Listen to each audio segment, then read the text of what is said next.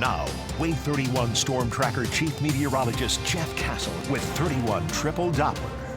Well, it has certainly felt nice this week, and I've quite been enjoying this weather, and now it's supposed to get a little bit cooler, isn't it? It's going to get even better. Of course, earlier in the week we were close to 100. We backed off the heat the last few days. We'll back off a little bit more over the weekend, and we're going to back off a whole lot more next week. Thank goodness. Folks are wanting to see some fall-like weather. We're going to get a little taste. It's not fall yet, but we are headed in that direction, all because of a bona fide cold front.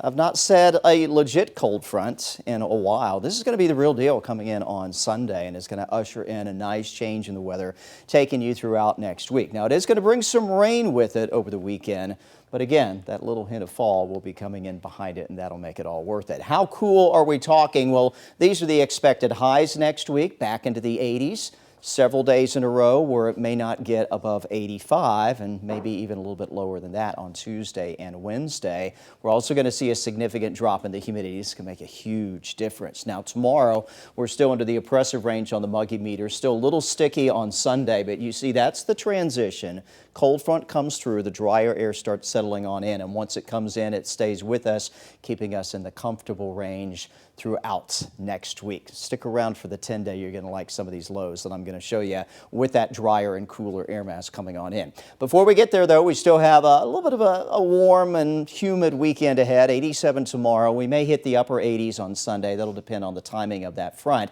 And there is going to be some rain around. Hit and miss through the day on Saturday. Sunday, the rain chance is lower, mostly the early part of the day. So Sunday afternoon, Sunday evening plans right now I think will be just fine. Again, we still have some rain out there. You can track the showers in amongst the ground clutter pattern that we have here. Got a couple in Jackson County, near DeKalb County, Limestone, into Lawrence County, a couple isolated showers. A lot of this will continue to die out with time in the next few hours. So by tomorrow morning, waking up mostly to dry skies. Won't last long though. Here's 1 o'clock on your Saturday. Showers and a few rumbles of thunder starting to pick on up in some areas. We'll see rain in some areas early, other areas later on. 5 o'clock on your Saturday, still that chance for some wet weather.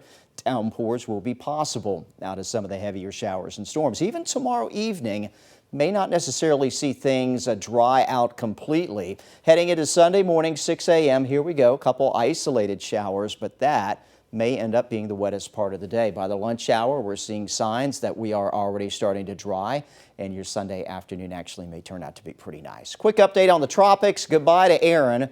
It's post-tropical, no longer a tropical system the way those are structured, but still a very strong area, low pressure there in the Atlantic, but pulling away from land and out to sea. A couple other spots we're watching, though. This one might be our next organized system over the weekend. Very high chance that this is going to develop, but notice where it's located.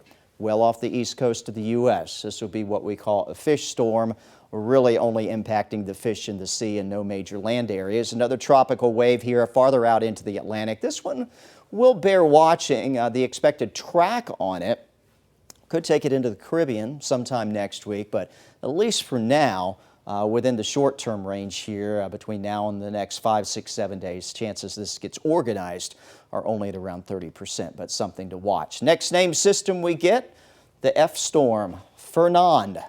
I believe that's the correct French pronunciation. Gabrielle and Umberto would follow with any other subsequent storm development. Of course, we'll keep an eye on all that, and you can track anything that forms on the Wave 31 Storm Tracker weather app. You can also track any rain that pops up tomorrow. Again, there will be that chance really throughout the afternoon on any given location. Temperatures will go from the 70s in the morning into the mid to upper 80s for highs. A little cooler around Fort Payne. A little hotter towards Muscle Shoals. We might make a run towards 90 there. That's about as bad as it gets over the next 10 days. Your Wave 31 Storm Tracker 10-day, that warm, humid weekend, followed by nice temperatures, much lower humidity next week. And look at some of those overnight lows. By the middle of next week, we could be talking about starts in the 50s. We will see those pleasant temperatures likely last as we close out August and head into September.